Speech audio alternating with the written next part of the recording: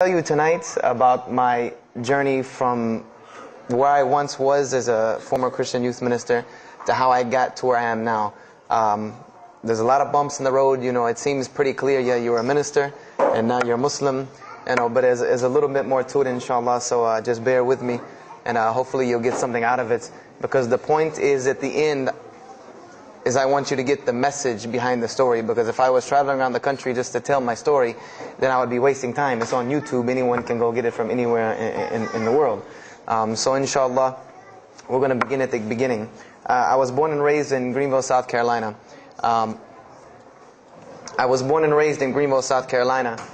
And I was raised by my grandparents, because at a very early age my mother had stepped out and my father was working 2 jobs. So it was me and my grandparents. And my grandparents were the traditional, conservative, Southern Christian folk, as they say. They were they were very, very conservative in their ideals and their ideologies, in their ways. You know, as you hear about, people being set in their ways, that was my grandparents. Like we did it this way, and this is the way you did it every single day, and that was it. And we were very religious in the sense that we went to church on Sundays, we went to church Sunday evenings, we went to church Wednesday. And in Christianity, that's considered very religious. And it was not hard for us to go to church, and it was not difficult for my grandmother to drag me to church every Sunday, which as a kid is what they had to do, because the church was 2 houses down from our house. There was 2 houses, and then there was the church. So it was not hard for them to drag me every Sunday. And I hated church as a kid because of the simple reason that, we were brought up United Methodist. And Methodist is, for any of you know, it's very traditional. It's not like you think about like screaming and shouting in church and all that. No, you listen to the preacher, you stand up and you sing, you sit back down, you listen to the preacher, you stand up and sing, you sit back down, listen to the preacher, and that's it. That's all that happens.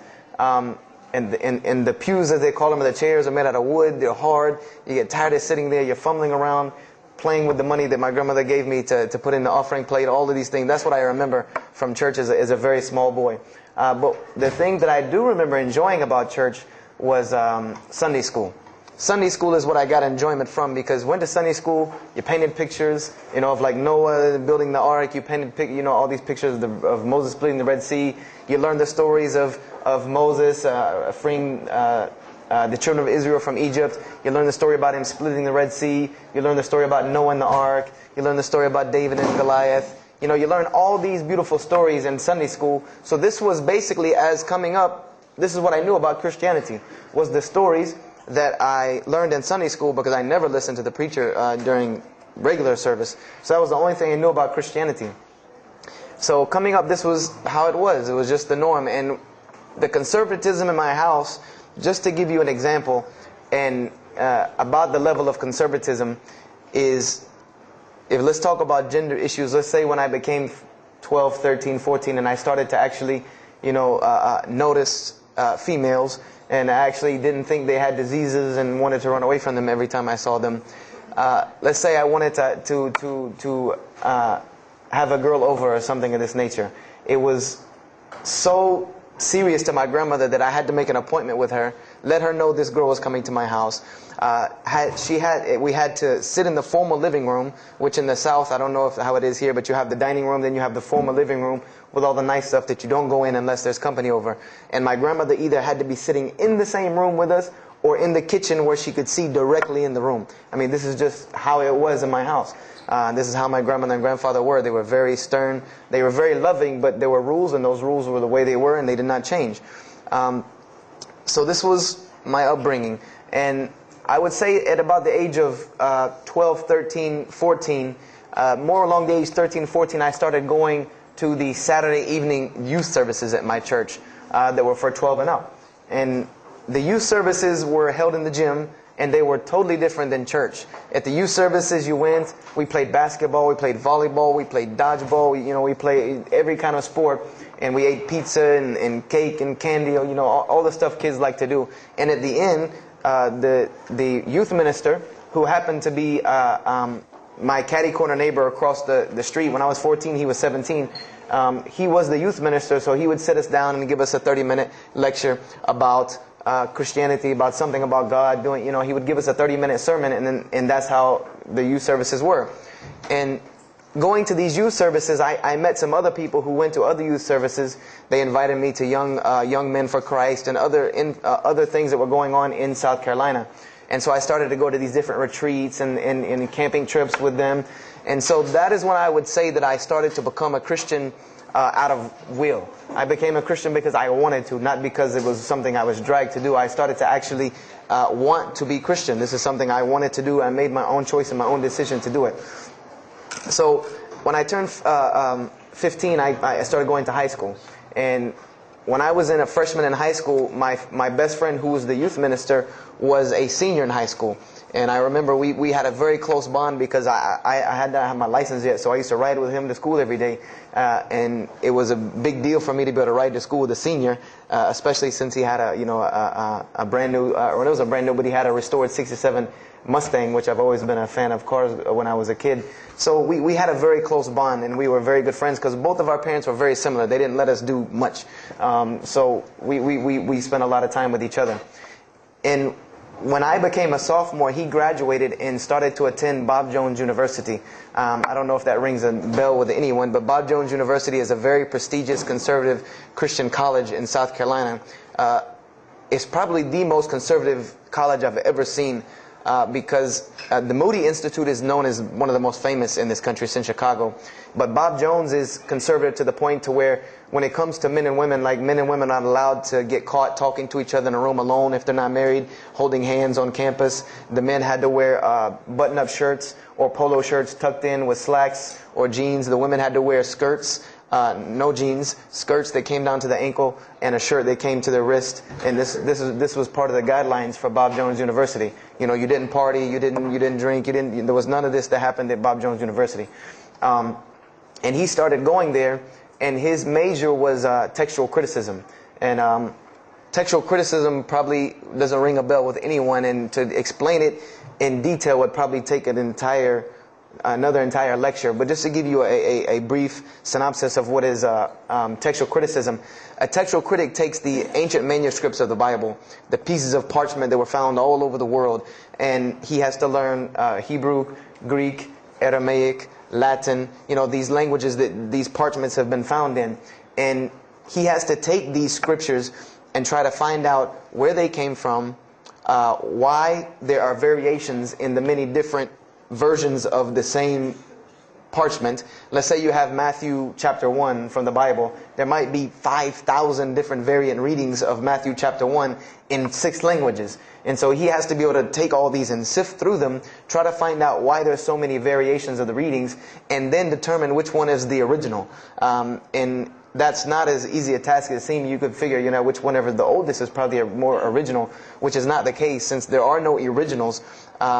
You might have one parchment that is the oldest parchment of the group, but it might be a copy of a copy of a copy of a copy of a copy of a copy laden with mistakes. And then you might have the newest parchment in the series that might be a once over copy from an original, or a twice over second copy from an original.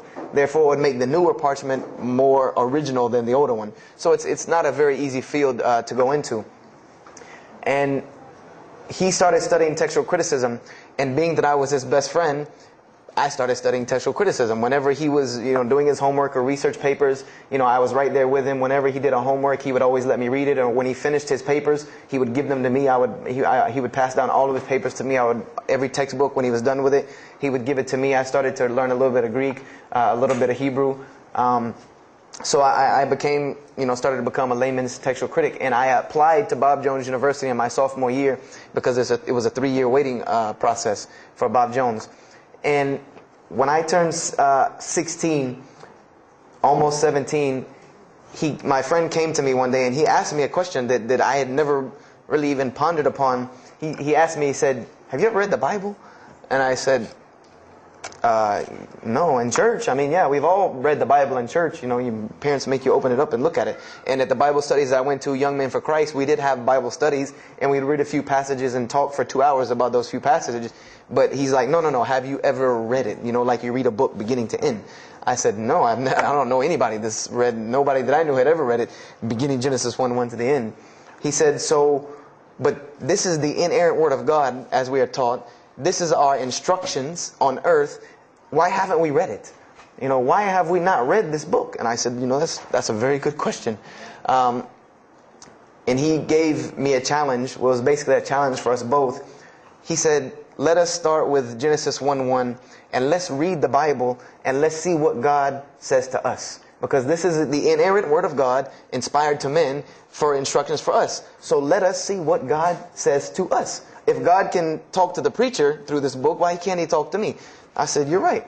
I said, that's very good. I had a lot of time on my hands. I wasn't really allowed to do much anyway after school. So I said, why not? Let's read the Bible. I was somewhat nerdy as a 14, 15-year-old, 16-year-old. So we started to read the Bible. And we decided to go from Genesis 1:1. And what we tried to do, this was the attempt that we made, was to not think of anything that we'd ever heard about Christianity, but to open the Bible and let's say I just found this book in the desert and read it and see what it says to me. Let it talk to us. So we started Genesis 1:1 and we started reading through the Bible. You know, we did some of it together and most of it I did by myself because I'm a very, very quick reader, so I decided to read a lot on my own.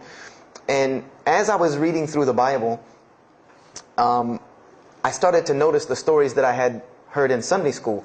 You know, you start reading Genesis, you read about Adam and Eve, we all know that story. You started reading about Deuteronomy, Exodus, you know, the stories of Moses, the story of Noah, the story of Lot and Abraham, and all these stories that I know. But I was surprisingly and astonishingly shocked by some of the stories that I read about these same people that I learned about in Sunday school. Just for instance, and this is a big testament to why Allah kept sending us prophets and why Islam was sent as a complete and perfected deen with the Quran.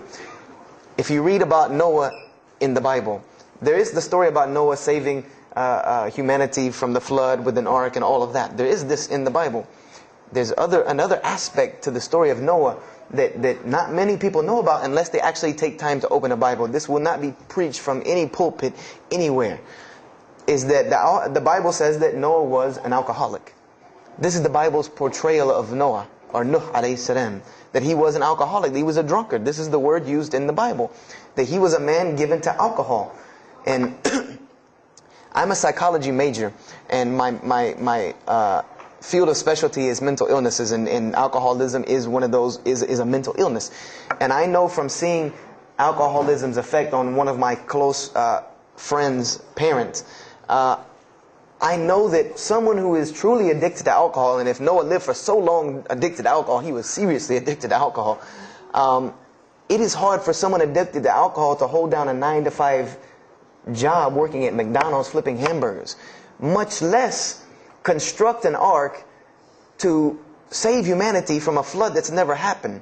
So that stopped me for a moment in my tracks, and I said, Noah was an alcoholic, you know, and it bothered me for a minute because I said, you know, things started popping in my mind like, if Noah was a drunkard, how did he know God was talking to him? Because, you know, I've seen some people, they're alcoholics, you know, you were just asleep in my dog's food bowl the other night, drooling, and now you're telling me you were talking to God last night. You know, you know, to rationally, that would not make sense to me. That's like, you know, an alcoholic on the street coming to you and tell you God's talking to him. You know, he has no, this would give this man no validity. This man has no validity with anyone. So I didn't pay it too much attention. It caught me, but I said, you know what?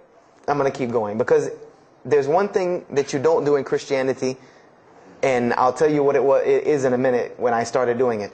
Then I came across the story of Lot, or Lut alayhi salam. And we all know the story of Sodom and Gomorrah in these stories, but there's another very twisted story in the Bible about Lot and his daughters. There's a story of Lot and his daughters in the Bible that says his daughters got him drunk one night and seduced him and committed incest with him. A'udhu billah. This is the Bible. This is one of the Bible portrayals of the prophets of God. The person who saved his family from Sodom and Gomorrah. This is the story that is in the Bible. So I'm catching myself again, like, oh, this is becoming a really bad habit that I'm seeing. This is becoming a bad recurrence that I'm seeing over and over again in this Bible. So, after that I started, speeding through some of the other mumbo jumbo to get to more of these prophet stories. And I got to the story, there are others, and there are some stories in the Bible that are not PG rated, period. They're not rated for talking anywhere. You would need an 18 and up ID card to be able for me to even tell you these stories. So the one that intrigued me, that caught my attention the most, was of my most beloved story in the Bible, and that was of David and Goliath. That was my most intriguing story to me, because not only was, it said that in the Bible that David was a very small man and Goliath was a very big man, and that was appealing to me because I've always been very short, and as a kid I was really short. So, I said this was a very beautiful story to me, just in its prose and in its concept of overcoming. And so I started to read about David. And there are very beautiful stories about David in the Bible. There are indeed. But there is one story about David in the Bible that shocked me to my core. And it's a story about three people. There's three people in this drama: David, Bathsheba, and Uriah. And it says that David saw this woman named Bathsheba. And she was one of the most beautiful women of her time. And she happened to be married to one of the commanders of his army named Uriah. But David on this day decided that he was not able to resist his temptation to be with this woman Bathsheba, so he did. And he committed adultery with her.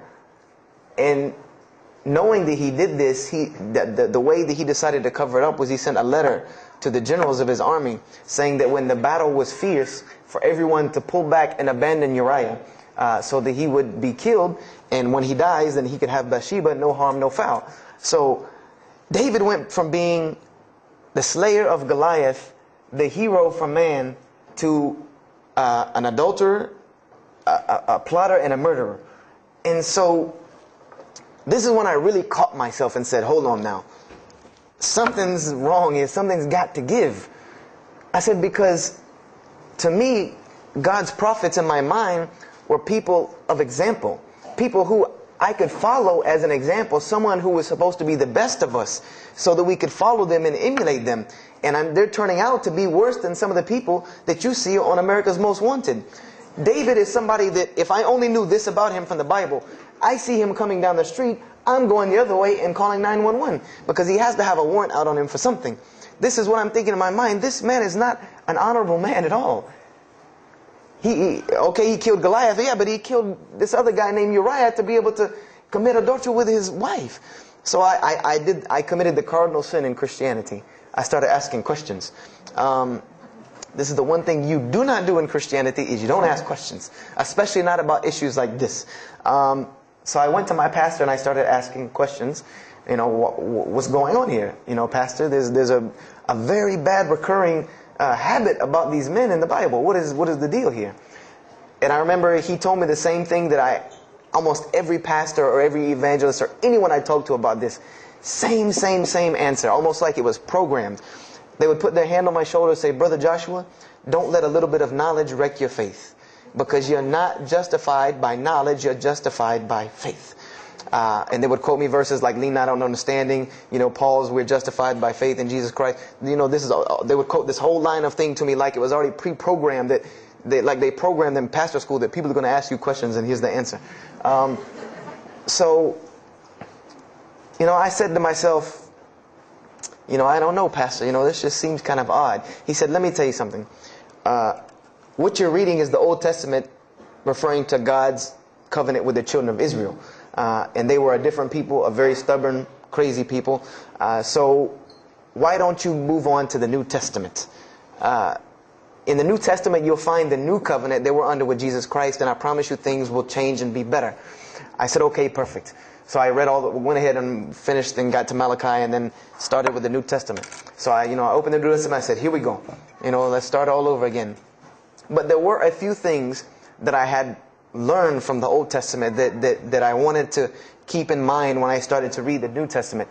I learned, number one, that God was one in a unique sense. This is what I learned from the Old Testament, that God was one in a singular, unique sense. This is over and over and over and over very clearly in the Bible. God's nature is one.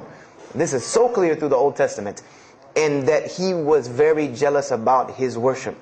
And every single time the children of Israel would turn to something else other than Him, He would punish them and restrict their lifestyle. This is something that I learned. And it kind of, the similitude to me with how God dealt with the children of Israel was, and I hate to use this stark contrast, but it's almost as if one of us went out, God forbid, I hope not, and let's say we went out here and robbed a bank. You rob a bank, you're going to jail for a long time. And every day when you wake up, do you think that jail is going to look like the Hilton at LAX? No, I doubt it. It's probably dark, cold, bad food, orange jumpsuits, not nice people, the whole 9 yards. And the reason why this is, and I know this now from studying psychology, is that this is supposed to be a stark reminder every single day when this person wakes up that you are in jail. This is supposed to remind them every single day you're in jail because you committed a crime. And we run this, not you. This is the message that is being portrayed to this person in jail. So when the children of Israel kept rebelling against God, He restricted their lifestyle. If you study Judaic law now, it is some of the most strict religious law you can find. All of the good things that we enjoy as Muslims, even when it comes to dietary laws, like the good parts of the meat that we are allowed to eat, they can't have these things. These are things that are restricted from them. Why? Because God, Allah, wanted to remind them every day that I am Allah. I am your God. You will worship me. I run this, not you. And I understood this from reading the Old Testament. This is a concept I had come across. So I started with the New Testament, Matthew, Mark, Luke, and John. And one other thing that I did when I started to read the Bible was, if you go to Barnes & Noble, let's say you go to Barnes & Noble and you take a book off the shelf. What is usually the first thing you look at? The title. Then the next thing, the author. You want to know the title and the author. What is the name of the book? Who wrote it? And if you do this test with every single book of the Bible, you get a title and no author. Author unknown. Or author is appears to be so-and-so. Or we derive that so-and-so possibly written this. You know, like let's just say for Exodus, they say Moses wrote Exodus. Which if you read some of Exodus, he couldn't have written all of Exodus because the last part of Exodus is Moses' death, burial, and Joshua taking over the children of Israel. And now, unless Moses was a sure indeed prophet that was able to write things after he died, then he did not write these things. And so when you go to Matthew, Mark, Luke, and John, I wanted to know Matthew who, Mark who, Luke who, John who, because it's called the Gospel according to Matthew. The bad thing is that no one knows. No one knows because no one pinned their name down to these things. No Bible scholar in his right mind will tell you that we know for sure Matthew so-and-so wrote this, Mark so-and-so wrote this, Luke so-and-so wrote this, John so-and-so wrote this. It's factual information that we do not know who wrote these. So I was intrigued. I'm like, that doesn't, why would somebody write this book that's supposed to be passed down over generations and people are supposed to, this is the inspired word of God to guide mankind, and nobody decided to pin down who wrote it. But anyway, I started to read it, and I started to notice things about the teachings of Jesus Christ. And they were not what I had learned in church. When Jesus spoke, He spoke of the nature of God. And when He spoke of the nature of God, it was the same nature of God that I found in the Old Testament. Jesus said many times that God is one. God is unique. He would even quote from the Hebrew Scriptures. Hear, O Israel, the Lord your God is but one. When He was asked, what is the greatest commandment? Or He was asked the greatest commandment. He said the greatest commandment, and every Muslim should understand these two concepts. This should be nothing new to you. The greatest commandment is to love the Lord your God with all your heart, with all your might, with all your strength, and then to love your neighbor as you love yourself. He said the rest hang on these two, which we know in Islam we have rights of the Creator and rights of the creation. So this was the concept that He was teaching. And He even said in 1 John 5:17, and this was more clear to me than anything else can be, this is life eternal, that they may know you, the only true God, the only true God, and Jesus Christ whom you have sent. And when you look at that in the Greek and the Aramaic, it is almost exactly to a T of La ilaha illallah Muhammad Rasulullah. Now that I know Arabic and have understood that, very same similar statements. Yes, indeed, there were some implicit statements about that you could implicitly, if you took them and separated them from everything else, you could maybe derive that Jesus was trying to claim some divinity or something for himself. But I also know from doing psychology, and I did a little bit of law too, that an implicit statement cannot override an explicit statement. An explicit statement always takes precedence. So if Jesus said God is one, and he anagorically may have alluded to God being more than one, then the clear statement overrides that each and every single time. So this is what I found through the New Testament. And I also found that Jesus taught salvation. But his salvation that he taught was obeying God and following the commandments. This was his mode of salvation. One man asked him, "Good master, tell me how I can inherit the eternal life." He said, "Follow the commandments." Follow the commandments. He even, in Matthew, was so sincere about it. He said, "Whosoever shall follow the least of these commandments and teach men to do so shall be called the greatest in the kingdom of heaven. But whosoever shall break the least of these commandments and teach men to do so shall be called the least in the kingdom of heaven." So this I understood very clearly, that Jesus taught the same nature of God that was in the Old Testament. He taught that the salvation lied in worshiping God and following the commandments. This I understood. Matthew, Mark, Luke, and John were very clear about this. There were other things, the only begotten Son, but these things were not in red letter, so I did not give them as much weight as what I did to the actual words that Jesus Christ was saying out of his own mouth. So I read Matthew, Mark, Luke, and John. All of it was saying the same to me. I said, I was thinking to myself, this is not what I was taught about Christianity. You're taught that God is 1 in 3, 3 in 1. 1 equals 3. Father, Son, Holy Spirit. Jesus died on your cross to forgive your sin.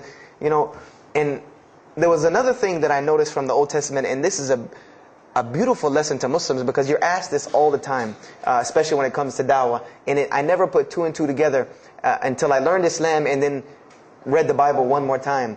Is I wanted to know why the Jews wanted to crucify Jesus so bad. Why so bad? They could have just mobbed him anywhere and killed him on the street. It's not like he had clans like the Arabs that would have come and backed him up. I said, why didn't they just kill him? Why were they so strict and sincere to tell Pontius Pilate, you got to kill him and you need to sanction it. We can't do it, but you need to sanction it to kill him. And now I understand it. Was that Jesus had a mission, and that mission was to share God with the world. And Paul even kind of tells on himself in his book of Galatians as to why Jesus was meant to be crucified, or the Jews wanted to crucify him. Paul said that the crucifixion is the stumbling block for the Jews. And he explained in Galatians that Jesus Christ, and this is how he tried to roundabout explain it, was cursed for us, to remove us from the curse of Allah by taking this curse upon us. For it is written, and he quoted the Old Testament, everything that hangeth on a tree is cursed. So I went back and studied the Old Testament and Judaic law, and I realized that people who were crucified, that was considered a curse upon them. You had to do something pretty serious to get crucifixion, because it was considered a curse from God. It was part of their law that when someone is crucified, that person is cursed. So wherever they buried these criminals, like in the graveyards in Israel, in Jerusalem, in Palestine, where they buried these criminals that were crucified, this was considered cursed ground. This was considered ground that you didn't go on, and you did nothing here, because these people are cursed by God. So I started to put 2 and 2 together. That it's not that they wanted to kill Jesus, because they could have just killed him. They wanted to disprove who he was. This was their point, was to disprove who this man was. He said he's the Messiah. They wanted to disprove it. And they knew, if you can crucify Jesus, he can't be the Messiah. He cannot be our Messiah if you can crucify him. And even if he is, if we can still force our crucifixion on him, then that'll detriment his message. So they understood this and knew this, and this is why they wanted to crucify him. And this is exactly why Allah saved him from it. Because everyone asks you, why did Allah save him from the crucifixion? Because you cannot crucify. That was part of his law that he came to fulfill, that he could not be cursed according to this law. He said, I have come to fulfill the law. to fulfill it. Therefore, he couldn't be cursed according to it. And this is why he went to the Garden of Gethsemane and asked God to remove this from him, because he knew how detrimental this was to his message of crucifixion. So I began to see all of these things. So I started to read, I got to the book of Acts and started to read the writings of Paul the Apostle.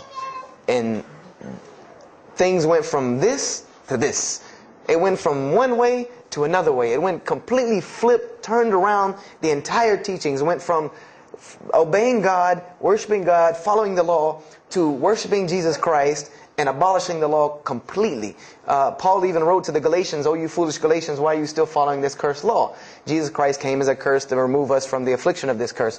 So I said to myself, but Jesus just said a few books before this that whosoever shall break the least of these commandments and teach men to do so shall be the least in the kingdom of heaven. And here you go, Paul preaching this gospel to abolish the law. So I even asked, what is going on here? So I started asking my pastor, and my pastor said, now you're getting into deep water. You know, now you're starting to question the New Testament. You really have some issues. You know, they even thought that I might be, you know, possessed and all kinds of things. So I had a very big conflict going on inside of me, and my friend took me to his textual critic teacher, his professor. And what this man told me probably wrecked my faith in Christianity. And I always say, I doubt he would be very happy me traveling around the world telling people that a Christian professor from Bob Jones University wrecked my faith in Christianity. But he did. Because what I asked him was, what happened to all these contradictions? You know, in the Old Testament there are many contradictions. If you study Hebrew language, you'll understand that when you read some of the Old Testament or the Torah, that there are some parts of the Torah that you can see is the most beautiful Arabic that you can see. The most beautiful Hebrew that you can see, just like when you read the Quran. It's very beautiful Hebrew. And then 2 chapters later, you'll see Hebrew that looks like a broken 3-year-old who is trying to scribble some Hebrew down. It looks very colloquial, very dialectic. You can tell it's not the same person speaking. So I went and asked him about all this stuff I saw.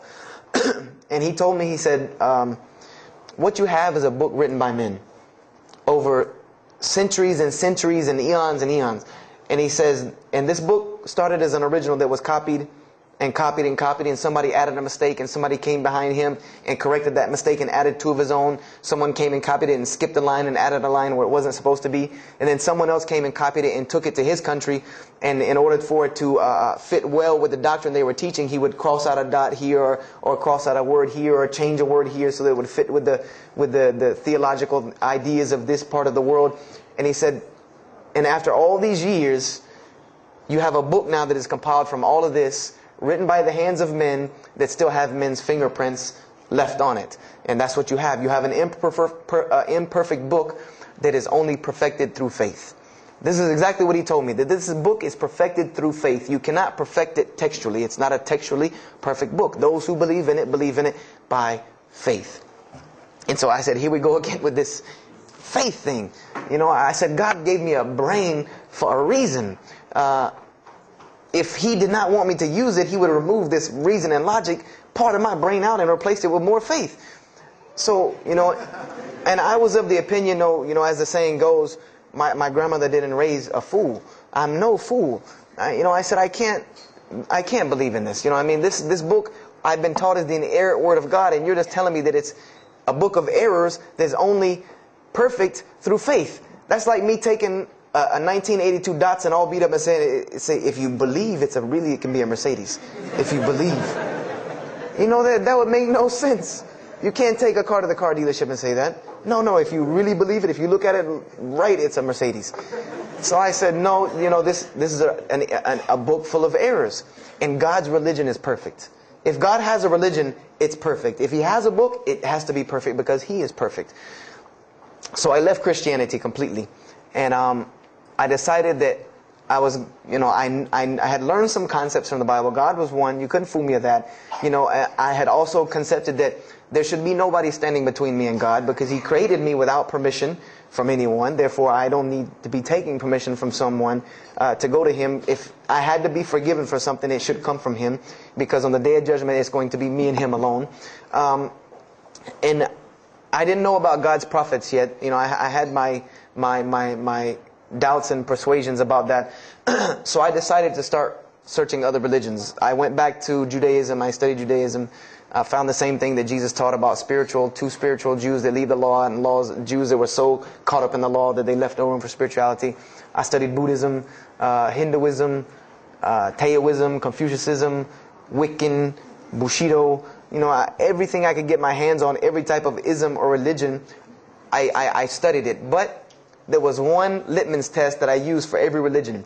And whenever I met them, or the people or whatever about this religion, I would always ask them, do you have a book? Do you have a book? Because another thing I had come to the conclusion of is that if your religion is true, you should be able to tangibly hand me something and show me that this religion is true. Give me something that I can see. I don't want to hear that faith stuff anymore. I heard that all my life, and look where it got me. It got me thinking I'm driving a Mercedes running around in a 1982 beat-up Datsun. I said, no, you have to show me. And so I read the Bhagavad Gita, I read the Torah, I read the Scrolls of Tao, you know, I read the Code of the Bushido, I read the Wiccan Book of Spirits and Spells and all that other magic stuff they have. And I read all of these things, and I found something very congruent with all of it, was that there were very same philosophies and teachings in all of these major religious books. They all talked about God and His nature. Most of them alluded to the fact that God is one, and that God sends messengers to us and people to us to teach us.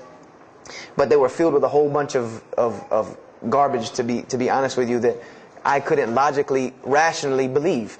So at about the age of 17, just about the time, about 17 and a half, I gave up my search for God. And I became kind of angry with God, because I said, here I am looking for you, and I can't find you, and it doesn't look like you're giving me any help. And I don't know how many of you know, but for a 17-year-old that is frustrated with God and the world, there's a lot of trouble he can get into. There's a lot of things he can do to put himself in predicaments when he's frustrated with the world and had come to the conception that, you know, if there's a God that exists, then He doesn't really care about me. You know, that's a kind of a dangerous young man. So I started doing the whole partying in trouble, going to parties, drinking underage, all of this stuff I started doing. You know, I'm a perfectionist at heart. So when I was a Christian, I tried to be the best one I could. If I was going to switch to being any other religion, then I was going to do that 100%. So you better believe when I went after the dunya, I did that 100%. And, you know, I was a martial artist since I was 15 years old. And even though it was only 2 years, you know, 2 years at 17, you think, you know, you're Bruce Lee. So I got into a lot of fights.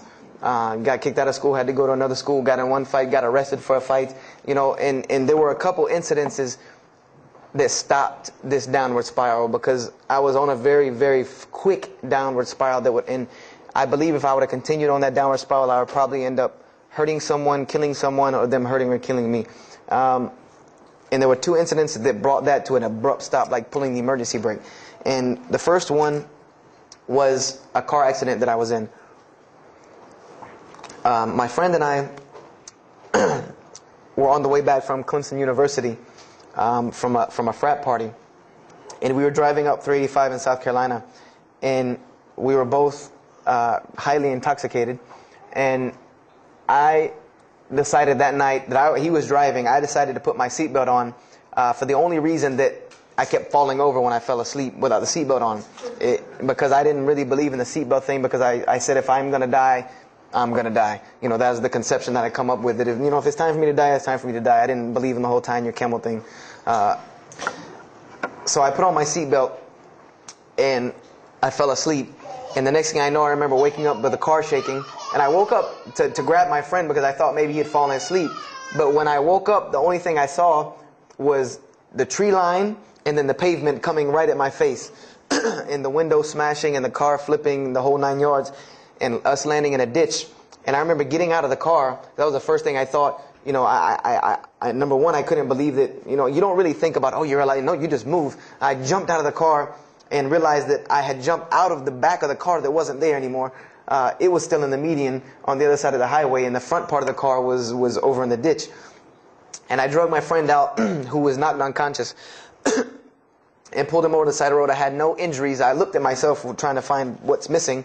and there was nothing but a piece of glass stuck in my arm that I pulled out, and it just so happened that a state trooper was passing the other way, because he turned around and came back. And when he came back, he asked what had happened, and the first thing he asked me was, did you see what happened? Because there was other people who would pull over, so I guess he thought that I was a bystander, because I started to walk towards him. He's like, did you see what happened? Where are the people? I said, yeah, I really saw what happened. I was in the car. And he was like, as they say, like the color drained out of his face, because he was shocked. He said, how were you in that car? And of course they took it to the hospital. My friend got arrested, DUI. But before he put us in the ambulance, he was a man of God, because he looked at me and he told me, he said, young man, you better realize that you're on this earth tonight for a purpose. The only reason you're still alive is that God has a purpose for you. If not, you don't live through things like that. People without purpose, if you didn't have a purpose, then this night would have been your night. So you need to realize that. I said, this old man's out of his mind. If God had been looking for me, he had the opportunity to get me a long time ago. So don't tell me about that God stuff now. So I paid it no attention. And about a month later, 3-4 weeks later, my friend and I, same two, he's on crutches still, we decided to go to New York City. We decided to just take off, drive to New York City. We didn't tell our parents where we were going. I said I was sleeping in his house. He said he was sleeping in my house for the weekend. So we drove to New York. And in New York, I remember going to the ATM to get some money. And in New York, they have these ATMs where you have to go in the little glass room to get your money at ATM. I don't know if they have that here or if any of you have been to New York. Now, alhamdulillah, you have to put your bank card in to go in there. But in 97, it was not like this. You went in, and it was almost like the game Mousetrap, because you go in, take out your money, criminal comes right in behind you. There's nowhere for you to go. There's nowhere to run. So I went in, I took my money out of the ATM, and I heard the door open behind me. So I turned around. I thought somebody was coming in behind me, and there was a man who put a gun to my face. And he must have really, really, really, really needed this money, because he didn't ask me anything. He didn't say a single word. I just remember looking at the gun in my face and him pulling the trigger. And it was a revolver. And to this day, I'll never forget that image in my head of seeing that little spindle turn and hearing that very distinct click of a revolver. And it probably could have been like a .32 snub-nosed gun like this, but when it was in my face, it looked like one of those like cannons that you see on the movies. And I remember when he pulled the trigger, I didn't think anything. You don't think anything. You just blank. You just go into this like shock of blankness. And then a couple seconds later, thankfully I had been doing martial arts. That might have helped me overcome the fight or flight syndrome, because all I could think was, go! Like myself kicking myself, like, what are you doing? Go! So I bum rushed him. We went flying, he went flying, money went flying, gun went flying. And I took off and went to the hotel and didn't say anything to anybody. We went back to South Carolina the next day. And I didn't say anything because we weren't supposed to be in New York. My grandfather would have killed me. If that guy didn't kill me, my grandfather would have took care of it. So I didn't say anything until about a month or two later. I kept having nightmares about this same incident. I kept having night terrors from this incident. And so I told my grandmother about it. And she told me the same thing that the officer had told me. She said, you have to realize that God has a purpose for your life. You're here for a reason. People don't go through the things that you've been through and still walking on this earth without a reason, and you're pushing the limit. This is what she told me. You're pushing the limit, really. God has something for you, and He wants you to get it, but you're pushing it.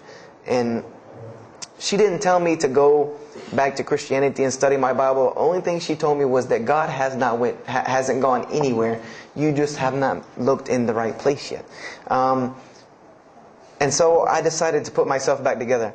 The car wreck, the gun thing, the getting arrested for fighting, like all of that, like really made me stop really quick and think, that I need to get my stuff together. So I became an agnostic, someone who I believed in God with no form of religion. I prayed to God on the floor on my hands and knees, because this is how all the books of God, this is how the Bible, the Torah, the New Testament, the Bhagavad Gita, all of these scriptures that I ever read, they said that this is how the men of God prayed. And it was during this time that I did read one book about Islam in the public library, because I had never heard of Islam ever. But I remember I was looking in the religious section in the library at school, and there was a book about Islam, and or it was in the library, the public library, and I remember it was some title like "Why I'm Not a Muslim," or some, one of these titles that was propagandistic against Islam, but I had no idea. So I just took the book and I read it, and I remember it said that Muslims, M-O-S-L-E-M-S, and any of you knowing Arabic knows that's a very derogatory word. A Muslim is someone who oppresses someone else. That's a very quick sleight of the pen that was used in the past for a very real purpose. It said that Muslims were people who worshipped a moon god named Allah, who lived in a box in the desert in Saudi Arabia, and they were oppressive to women. I remember there was a whole chapter about how they could have 4 wives and as many as they want, actually, because they could marry 2, divorce 1, get 3 more. This whole, and it said that I remember the one thing that really caught my attention was the whole chapter on jihad, where it said that Muslims were allowed to kill non-Muslims at any time, at any place, without discretion, and it was an honorable act, and not only would they go to heaven before it, but they would get 70 virgins on the way. So I closed the book on Islam, put it back on the shelf, and marked off Islam off my little list of religions, and said thanks but no thanks, and if I ever see a Muslim, I am out. And I said I'm pretty safe in Greenville, South Carolina. I had never seen a Muslim ever. So I said, I don't have to worry about running into no Muslims, thank God. So, I started, just worshiping. I tried to just be a good person, pray to God, ask Him for guidance, try to be a genuinely good person. And I remember what changed is when I met a Muslim. I met a Muslim who I had met a couple of times at school. We had went to school together, and I knew him, but I never knew that he was Muslim. And there's a couple of reasons why I never known he was Muslim. Because he was African American, number one, and the book said that Muslims were Arabs. And number two, I didn't know, I thought Muslims ran around, marrying as many women as they want and killing non-Muslims. I didn't know that they could also be part-time drug dealers. So I never knew that this guy was Muslim. I didn't put 2 and 2 together. So we were at his house one day, and me and my other friend, the one that I got into a lot of trouble with, I'm trying to keep him out of trouble now. We were at his house, and we were debating something about religion. I forget what even the topic was, but you have 2 teenagers thinking they know everything. And I was trying to explain something to him about the Bible. And that guy came in and was listening. He said, "Have you ever heard of Islam?" I said, "Yes, I've heard all about Islam." He was like, "Okay, so what do you think of it?" I said, "What do you mean what I think of it? That's probably the worst religion I've ever seen on the face of the planet." He's like, "Why?" And he's like, "But I'm a Muslim." I was like, "Man, stop playing." You're an African American. He's like, "So?" I'm like, "The book said you guys were Arab. All the Muslims were Arabs." He was like, "What else did you read in the book?" And I told him. He was like, "Man, what what have you been reading?" He's like, "You need to go to the mosque for Jumma." He's like, he told me, he said, "I'm not a good Muslim." This is what he said to me. He said, "I'm not a good Muslim. I'm not even going to try to front and say I'm a good Muslim." He said, "But I can guide you to some people that can tell you the real truth about Islam," because he knew about my story about wanting to find religion. And he said, "You need to go to the mosque for Jumma." And I said, What's Jumma?" He said, "It's just like church with no chairs." And I said, "I can do church with no chairs because in church the chairs were the worst part anyway. Because they had these hard benches that you sit on that are like this, and they're so hard." I said, "That's good. You sit on carpet? Wow, man, every church should be like that." And I said, "Where's the mosque?" He said, "It's on Wade-Hampton Boulevard." I said, "Where on Wade-Hampton Boulevard?" I lived on Wade-Hampton Boulevard. I lived right off of Wade-Hampton Boulevard. He said, "You know where Lee Road intersects with Wade-Hampton?" I said, Yeah, I live on the other side of that intersection." He said, "It's right there." I said, "No, it's not. There's nothing. There's a gas station or a church." He said, "Yeah, you know that church, the Evangelical Missionary Training Facility?" I said, "Yeah, I used to take missionary classes there." He said, "You know that building in the parking lot with the gold thing on top?" I said, the gym?" And he was like, "No, that's the mosque." because I had always thought it was the gym because it was in the same parking lot and it was just rectangular with 2 glass doors in the front, and you could literally walk in between the church and the masjid and touch them like this. Anyone doesn't believe me, go to Greenville, South Carolina, look at the masjid. You can almost touch both of them just like this. He said, yeah, it's right there. I said, I've never, at first I was shocked, like I've been living across the street from all these crazy Muslims all my life. I said, I never knew. And he told me to go to Jumma, and I asked him what time. He said he would meet me there at 1 o'clock in the afternoon on Friday. So I said, okay. I went on Friday, and I'm waiting outside for him. I'm not going inside. That's not happening. And I'm seeing all these people going in, and at this time, it was a predominantly Indo-Paki Arab masjid. Anyone who went in was not American, period. And I did not see even one African American going there. And I did see one, and then when he went in, I heard him talking in a dialect that I realized he was probably from Africa. So I said, he's not American. So I'm not going, I'm waiting, and I'm standing outside, sitting on the church steps, and the imam pulls up and parks right in front of me, who I had no idea he was the imam. But he got out and he asked me, am I waiting for someone, this, that, and the other? And I explained to him. He said, oh yeah, we know this brother. You don't see him that much, but we know who he is. He said, I'm glad you came. He was a very, very nice, gentle young man. And he invited me into the mosque, and I kind of wanted to wait on my friend, but I didn't want, at the same time, I didn't want to tell this man I don't want to go in. So I went in, and they put me in the back and gave me a chair anyway. And I said, I came to sit on the floor. And they gave me a chair anyway, and all of these people are piled up in front of me. And there's no Americans here. And I'm starting to wonder, if this is a setup, because it's starting to smell like a setup to me. Because in my mind, I'm like, you've been set up before, and this seems kind of like this. So, and I'm starting to think in my head, scenarios, a young mind at play. I said, this other guy, my friend, he probably was in the same situation like me, and he probably made a deal with them to get out, as long as he brought other Americans and tricked them into coming to the mosque, so they could do their jihad after Jumma and get their 70 virgins. So I'm sitting here, and there's all these people in front of me, and then there's a curtain with all these people behind me making noise, and I have no idea who's back here. So I'm stuck in the middle of this. I hear that it's some women, but I don't, there's a curtain. I have no idea.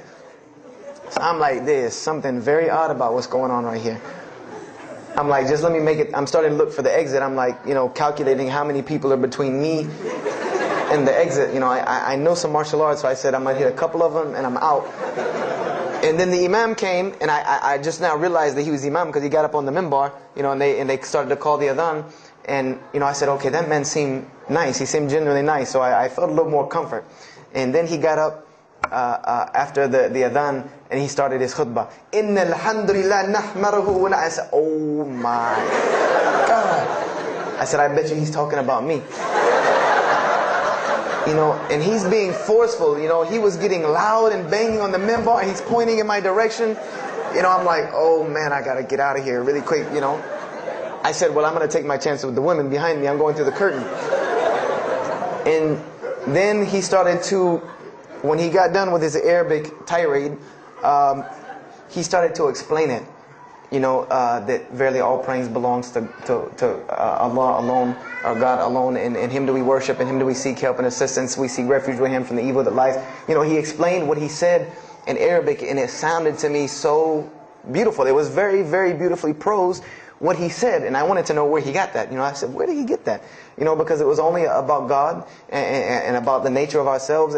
All of us should know that the beginning of the khutbah, and he quoted the 3 verses from the Quran. O you who believe, fear God as He should be feared and do not die. And instead of state of submission to Islam, he was a very wise man, because he translated everything. It was almost as if he knew I was there and translated everything for me. I remember to this day what the khutbah was about. And I don't know if he did it because I was there, or if that was his already planned khutbah, but it's almost as if it was meant for me. The khutbah was that, the title of it was that the forgiveness of Allah is open to anyone at any time, at any place, no matter what, unless they have committed shirk. And the prose of the khutbah was a very long hadith. A very long hadith that some of you will know. And just to make it short, it was the hadith where the Rasulullah ﷺ met Angel Gabriel or Angel Jibreel, and Angel Jibreel was telling them to tell him that if the Muslims commit this certain sin, to tell them that Allah would forgive them. And every time he would tell the Muslims, they would say, okay, well then what about this sin? And he would go back and meet with Angel Jibreel, and he would go back and come back and say, tell them that Allah will forgive him for that. And this discourse happened, for many different sins. And then finally Angel Jibreel alayhi salam said, tell them that Allah has said, no matter what they do, even if their sins are compiled, like the oceans are from the east to the west, as long as they have not associated a partner with Allah, tell them that Allah will forgive them. And I remember he told me that, or he said that, that the door of repentance to God is open as long as you have not seen the angel of death or the sun hasn't risen from the west. I didn't really understand the sun risen from the west thing at that time. But, and he said that, God's forgiveness has to come from God alone. And this was the whole premise of his khutbah, was on forgiveness and tawbah.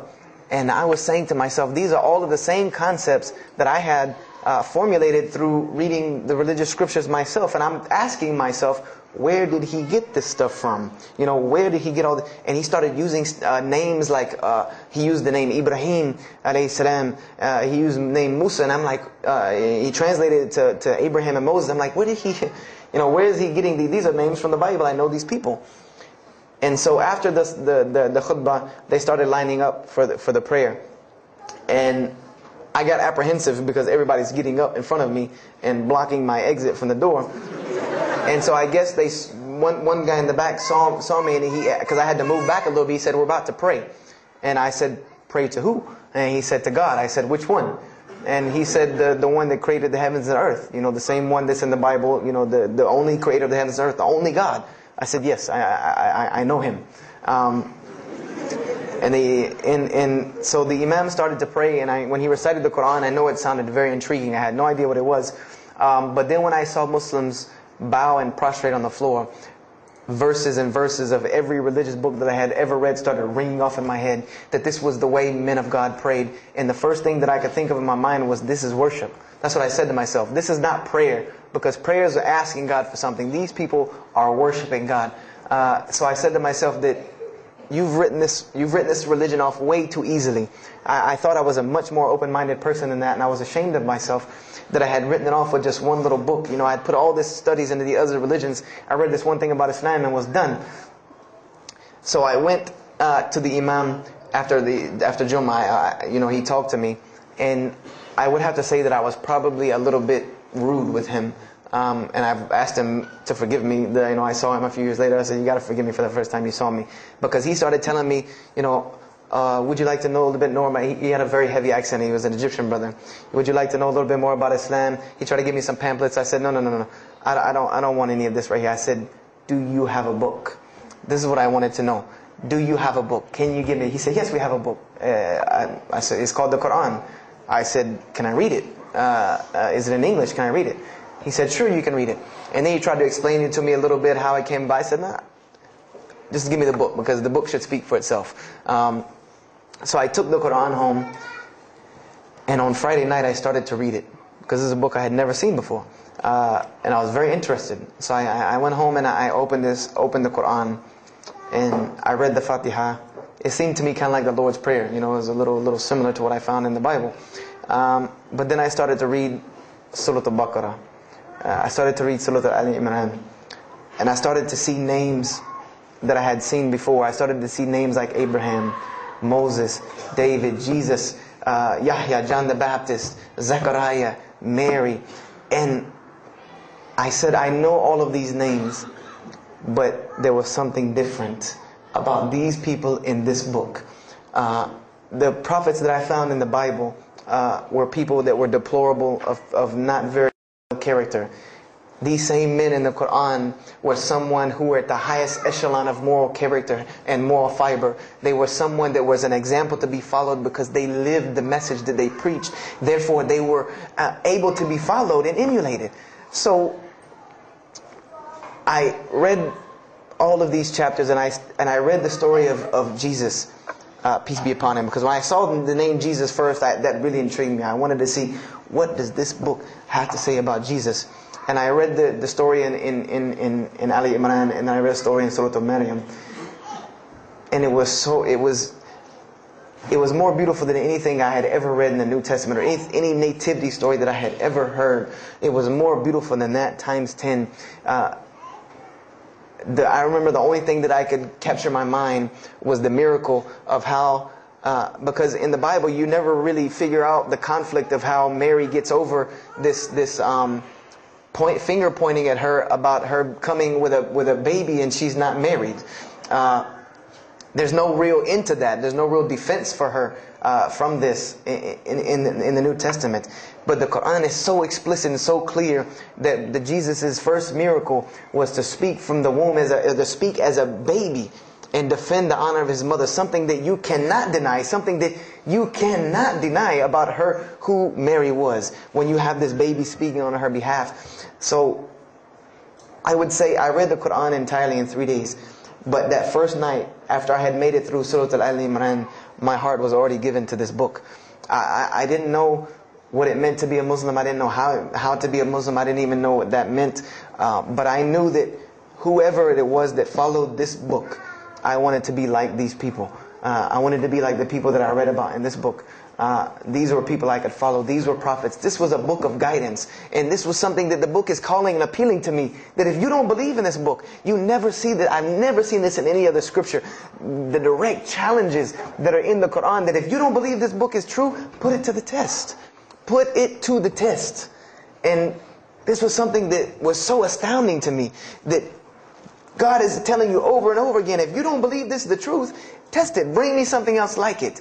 Test it. Put it to test. If it was written, if there was more than, all of the analogies about God, everything was so logical, so rational, so reasonable in my mind that it was like 2 + 2 = 4, and that was it.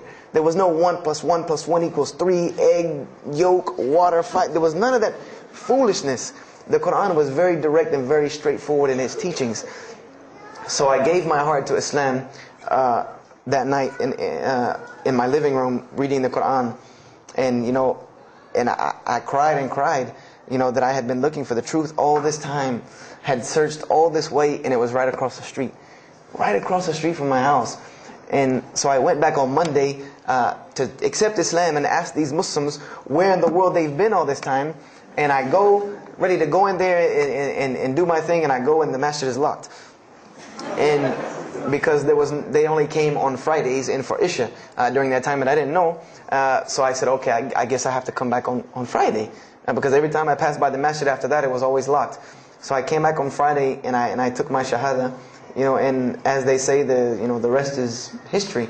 But I don't travel around the world, and this was in December of 1998. I don't travel around the country and the world telling my story, just for the entertainment value. Even though I've been told it does have some entertainment value, I don't tell it for that person for sure. If that was the only reason, then you could just get it off of YouTube and it was the same exact story. I'm going to finish with this, and I hope you can give me 10 more minutes, inshallah, to tell you why I go around telling my story.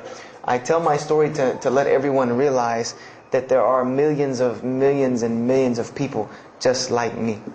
Just like me in 1998, searching for the truth, can't find a way out. There are millions of people. There are probably millions of people in California, hundreds and thousands, if not millions, right here in in Orange County and Los Angeles in the Southern California area, that want to know the truth, that are tired of hearing the same garbage preached to them over and over again, tired of this shaitan box telling them the same thing over and over again, tired of the world being in the condition that it's in, tired of their life being in the condition it's in. And we as Muslims have the solution to every single one of their problems.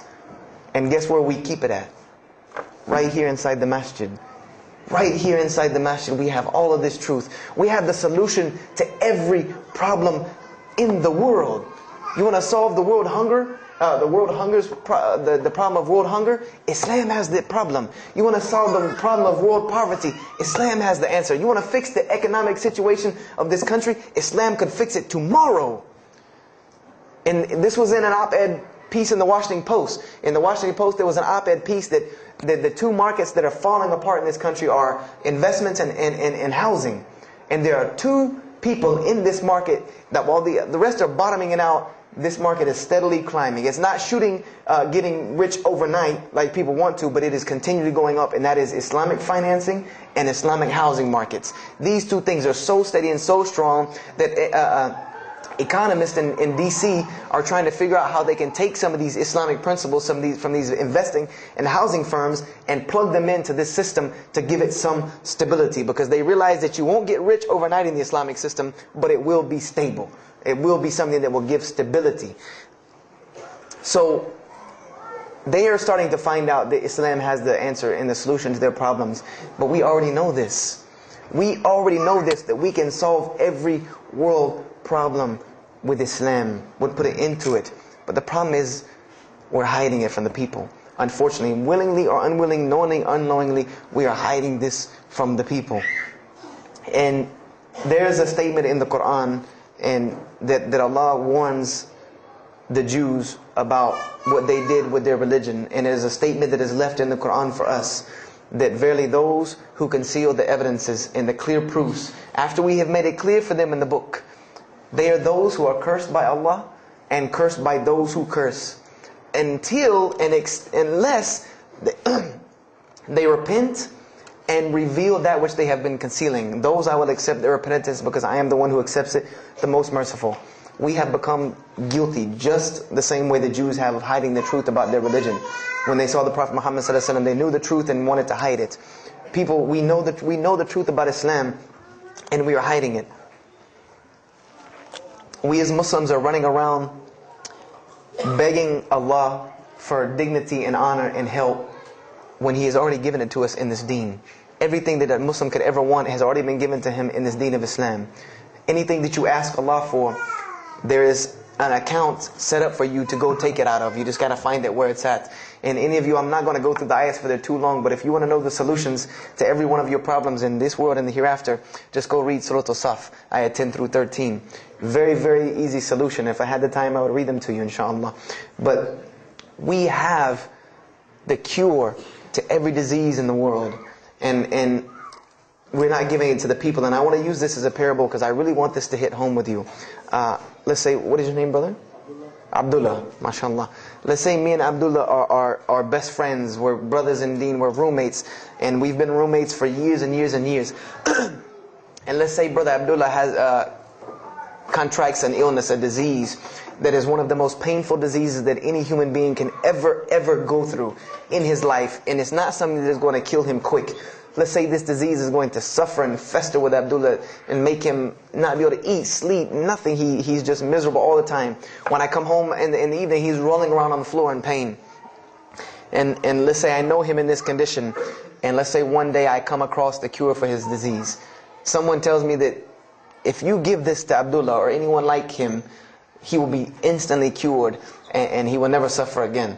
And let's say I take that and put it in my pocket, and I don't give it to Abdullah. Why? Why don't you give it to Abdullah? Well, number one, I'm way too busy. I have 2 jobs, going to school, I have a long commute back and forth, I got to drive up and down the 405 every day. I don't have time to give Abdullah this medicine, man. If he wants the medicine, he'll go get it himself. I don't have time. I'm really busy. Number 2, I'm not a doctor. I should not be prescribing Abdullah medicine, and I'm not knowledgeable in medicine. He should, if he wants help, he should go see a doctor. I'm not a doctor. Number 3, Abdullah's, please forgive me, but Abdullah's kind of stubborn. He doesn't really listen very well. He probably, he's kind of set in his ways. So even if I tell him this medicine is good for him and it'll cure him, he probably wouldn't even take it anyway. So why waste my time? Do any of these excuses sound familiar? And let's say I don't give this medicine to Abdullah and he dies. And let's say he dies the most painful death that you can ever imagine. I want to ask you a kind of rhetorical question. Do you think on the Day of Judgment that Allah is going to call me and Abdullah up and ask him about this incident between me and him because I've oppressed him? I have oppressed him. I've allowed him to suffer knowing that I could ease his suffering. I'm sure Allah is going to ask us about this. But the beauty about Islam is that if Abdullah was a good Muslim, bore this disease patiently and died, he dies as a shaheed, inshallah. And on the Day of Judgment, this is how beautiful Islam is. That he could very well come before and Allah ask us about this, and Brother Abdullah say, you know what? Allah, I forgive him. So you forgive him. This is the beauty of our religion. And Allah will forgive me. But the disease I want to tell you about is the disease that every single non-Muslim walks around with every single day, and they don't even know it. It has no real physical symptoms. And that's the disease of shirk. The disease of being jahl, being ignorant about Allah subhanahu wa ta'ala. Allah gives them life and they worship someone else. Allah feeds them and they thank someone else. He created them and fashioned them in the womb of their mother and knows them better than they know themselves. And they have no idea who He is. They don't even know who He is. If that doesn't pain your heart to see a person in this condition, then for sure the hearts have become hardened. Because when I see non-Muslims, especially when I sit in places like airports, I see this disease. I see it on them. I see them walking around with it. And there's so many of them passing me, I think to myself, there's no way I could talk to all of them. There's nothing I can do. And this disease is something that not only is not going to show up as a physical symptom, and is going to leave them ignorant about Allah subhanahu wa ta'ala, but when the day they die, they will die the most physically painful death that anyone can ever suffer. The Rasulullah ﷺ said that when the angel of death comes to the disbeliever, it doesn't come kindly. He yanks the soul through the nose, and it's as if his flesh is torn from his bones. It's as if they take Brother Abdullah and turn him upside down and stuff him in a human paper shredder. This is the death that is waiting for those who do not know Allah subhanahu wa ta'ala. And you know the unfortunate thing? That while you've been sitting here listening to me, thousands of people have died. Thousands of people have lost their life not knowing Allah while I'm talking to you right now. People in this city have lost their life, and there's nothing we can do about them. They're gone. It's too late for them. We can't save them even if we want to. And that's a deplorable, deplorable, sad, sad fact that we can't save them. But there are many, many, many, many who we can save. And that all that takes is us taking this light of Islam we have and showing it to the world. There's a statement in the Bible, and I finish with this. Whether Jesus alayhi salam said this or not, doesn't matter, because this statement is one of the most profound statements that has been somewhat of a focus for me in my mission of da'wah. It is said that no one would bring a candle into his home and then place a bucket on top of it, because then no one would benefit from the light. No, if someone would bring a candle in their home, they would set it on the table in the middle of the room so that everyone could benefit from this light. And unfortunately, the Muslims of this generation, we are a bunch of candles with buckets on top of it. No one can see our light. No one can see the beauty of Islam in it. Believe me, if you don't see it, believe me, take it from someone who was once standing on the outside looking through the window at that light. It is one of the most beautiful things you can ever lay your eyes on. It is a treasure to be found of treasures. And everyone else can see this, and they will see this if we show it to them. If we allow Islam to be Islam. If we start becoming Muslims, meaning that the best form of da'wah that you can do to this world is very, very simple. It's not complex. It doesn't take a 10-hour workshop, even though some of the details do. But if you want to know the way, the best way to do da'wah is for Muslims to be Muslims. That's it. Study our history. Study the history of Islam. Why was the world conquered by Islam? Not through military campaigns and wars, but through Muslims being Muslims. The most populated Muslim country, Indonesia, was because of Muslims being Muslims. A few Muslims deciding to get up off their behinds and go to another country and live their life as Muslims, not shaving off their deen to be pleasing to those people, but being Muslims. And when the people asked them and inquired, what is it about you backwards Arabs that we've heard all these crazy things about? Now you come out of the desert with pristine moral and character, and you have better ethics and morals than we do. What is it that's happened to you people? And their answer was, La ilaha illallah, Muhammad Rasulullah. That we believe in Allah and He has sent us a man named Muhammad, and we emulate his lifestyle. That's why we're like this. This is what conquered the world for Islam. This is what conquered people's hearts for Islam. Was the truth and the beauty of it, and its simplicity of its message. This is what brought me, and this is what the world needs. With all of this foolishness going on in the world, this is what it needs, the simplicity of Islam, whether they want to hear it or not. They know it in the bottom of their heart. When you show them the truth, even if they turn away from it, they know it's the right thing. They know it's the truth. And on the Day of Judgment, you can stand before Allah subhanahu wa ta'ala having washed your hands and saying that I did my job. And I finished just one more thing. I finished with this. If you don't believe this is important, if you don't believe this is one of the most important things you can do as a Muslim, then the last statement of Prophet Muhammad ﷺ to the Muslims as a whole, he gave his farewell sermon. And we know that what his farewell sermon was a summary or a synopsis of what Islam is and its general principles. And he knew this was the last thing he was going to say to the Muslims as a whole. And how did he end this sermon? Those who are here, pass this on to those that are not here. For verily it may be that the last one that hears my message may understand it than those right here among us. He gave a command to those Muslims to pass it on, and for those Muslims to pass it on, and for those Muslims to pass it on, until there was no one left to hear this message. This was a command he gave, the last command he gave to this ummah as a whole. And then what happened? He pointed his finger to the heavens and said, "O Allah, bear witness that I have indeed conveyed your message." And upon saying this, what happened? Allah revealed the surah, "This day I have perfected for you your deen, and completed my favor for you, and chose for you Islam as your religion." And the last statement that Prophet Muhammad ﷺ gave to us before this was revealed was that we must pass this message on. He gave us that duty. He took that duty that was only reserved for prophets. No one else, no other. If you don't believe me, go read Surah Al-Bayna about what was commanded of the other nations. No other nation was given this opportunity and blessing to pass on this deen except us. Because there are no more prophets coming. So the job falls on our shoulders. Qurans are not going to fall out of the sky and hit people when they're walking down the street. This job has now become ours. And just like if the Prophet Muhammad ﷺ had not done his mission, he would have been accountable before Allah. If we do not do our job of spreading this message of Islam, we will stand before Allah on the Day of Judgment. Don't be the person standing before Allah on the Day of Judgment and your neighbor that you've known, your co-worker that you've known 10, 15, 20 years come and find you and tell you, you knew this day was coming. You knew this day was coming and what was going to happen to me, and you did not say anything to me. And those people will complain to Allah about us. They will complain to Allah about us. Because we have the truth right amongst them, and we're not giving it to them. We need to stop hiding it in our masjids, in our homes, in our hearts, and we need to give it to the people. It's beautiful, trust me. Just hand it to them. Just hand it to them. I promise you they'll take it, because it's something that is so pure and pristine. And forgive me for probably going over my time. And if we have time, I want to leave some time for questions and answers. I will be outside to take any questions and answers. The only last thing I want to announce and let you brothers and sisters know is one of my biggest dawah projects is a DVD project that I do. And my goal is to put a DVD about Islam in the hands of every single person in the United States of America. Right now I'm working on Florida and I have other brothers working in other places because people will watch a DVD. We did studies on this, and people will watch media before they'll read a book or before they'll listen to an audio CD. And alhamdulillah, through these DVDs we've gotten, I would say, an average about 2 shahadas a month.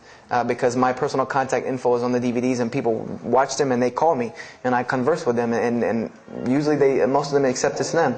I just had a shahada the day before yesterday from Irvine, Texas, from someone who had bought the DVD and given it, a Muslim had bought it, gave it to his friend. His friend hated it or didn't want it, so he gave it to another person, and that person gave it to a co-worker at work who watched it and accepted Islam. So this is one of my biggest projects. And the way this project works is I make 100 DVDs, and I brought 2 of them with me today. I'm going to explain what they are. The way this project works is I make 100 DVDs, and 75 of them go out to different dawah arenas. And the other 25 I make available for Muslims to purchase for 2 reasons: so that they can be, so that I can buy another 100 to make, and so that you can share in this ajr along with me. Because when you purchase a DVD that makes another DVD, or you give it to a friend, then you share in this ajr with me. And everyone knows that da'wah is the biggest pyramid system because of the hadith Rasulullah ﷺ, that one who calls to guidance gets the same reward as the one guided, without that reward being lost from him. So I make these DVDs available to the Muslims so that you can put a little effort in da'wah and make another 100 inshallah. So I brought 2 today, and they're outside. One of them is called Islam in the Bible, which is basically what I just told you in a PowerPoint format, so that you could see all these verses that I saw, all these things that I read that allowed me to see the truth of Islam very clearly when I saw it, and I coincide them with the Quran so that you could see them. And there's another one the other one's called The True Gospel of Jesus Christ, where I go through the New Testament. Well, first part I think is an interview about me and my story to Islam, and there's some other Q&As on the other DVDs about nature of God and all these different things. But it's a PowerPoint presentation about the New Testament and Jesus Christ, and how you can prove to someone that Jesus Christ taught Islam from the New Testament, from their own book, that they have to agree. They either have to believe it or reject it. And if you believe it, then you have to believe what I'm saying is true about Islam. If you reject it, then this is your book, not mine. So, I try to use these two teaching methods, and they also can be given to non-Muslims because they're in a PowerPoint format. They're in a very educated format, and they're available outside for $10 each.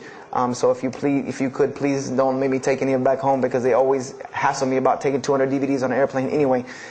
So please come and get them. And if you have any questions, my contact info is on there and everything. If you have any more questions for me, and my website and everything. I thank you for your time. And if anything has been of benefit, know that truly all good comes from Allah subhanahu wa ta'ala. And if anything that I have said is incorrect or hurtful or shameful, know that indeed that comes from my own nafs and my own lack of understanding. أقول كذا هذا واستغفر الله لي ولكم فاستغفروه إنه هو الغفور الرحيم. السلام عليكم ورحمة الله وبركاته.